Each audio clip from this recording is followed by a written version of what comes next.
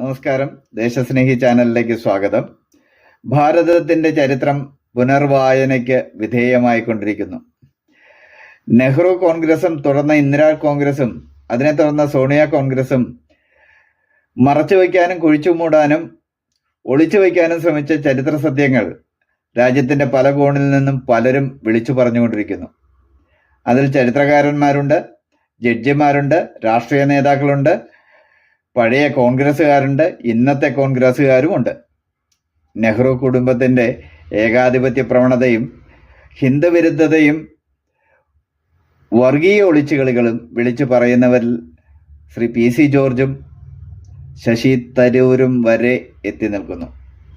ഇതോടൊപ്പം സോണിയ കോൺഗ്രസ് CPM പാതയിൽ മുസ്ലിം പ്രീണന നിലപാടുകൾ കൂടുതൽ ശക്തമാക്കി അതിൽ ഉറച്ച നിലപാടെടുത്താണ് മുന്നോട്ട് നീങ്ങുന്നത്. ബീഹാറിൽ പാകിസ്ഥാനികൾ, ബംഗ്ലാദേശികൾ, റോഹിന്ത്യൻ മുസ്ലിങ്ങൾ, ഈ വിഭാഗത്തിൽപ്പെട്ട 2 കോടിയോളം വിദേശികൾ നിലവിലുണ്ട്.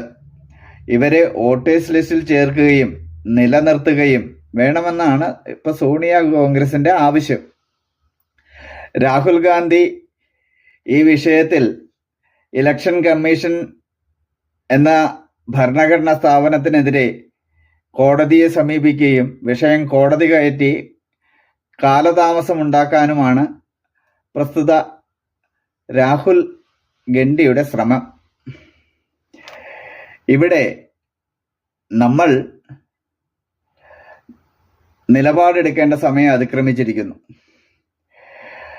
2ാം ക്വിറ്റ് ഇന്ത്യ സമരം ആരംഭിക്കേണ്ട സമയവും അതിക്രമിച്ചിരിക്കുന്നു. ദേശസ്നേഹികളായിട്ടുള്ള നമ്മളേവരും ഒന്നിച്ച് 2ാം ക്വിറ്റ് ഇന്ത്യ സമരത്തിന് ആഹ്വാനം ചെയ്യേണ്ടിയിരിക്കുന്നു. അത് ബീഹാറിൽ മാത്രം ഒതുങ്ങി നിൽക്കേണ്ട ഒരു കാര്യമല്ല, ഇന്ത്യ മുഴുവൻ അലതല്ലേണ്ട വിഷയമാണ്. പാകിസ്ഥാനികളും ബംഗ്ലാദേശികളും റോഹിന്ത്യൻ മുസ്ലിങ്ങളും ഇന്ത്യ വിടുക എന്നതാണ് മുദ്രാവാക്യം. അതിന് ദേശസ്നേഹി മുൻകൈയെടുക്കുന്നു. നിങ്ങളുടെ ഏവരുടെയും ഉറച്ച പിന്തുണ ഉണ്ടാകും എന്ന പൂർണ്ണ വിശ്വാസത്തിൽ. ജയ് ഹിന്ദ്.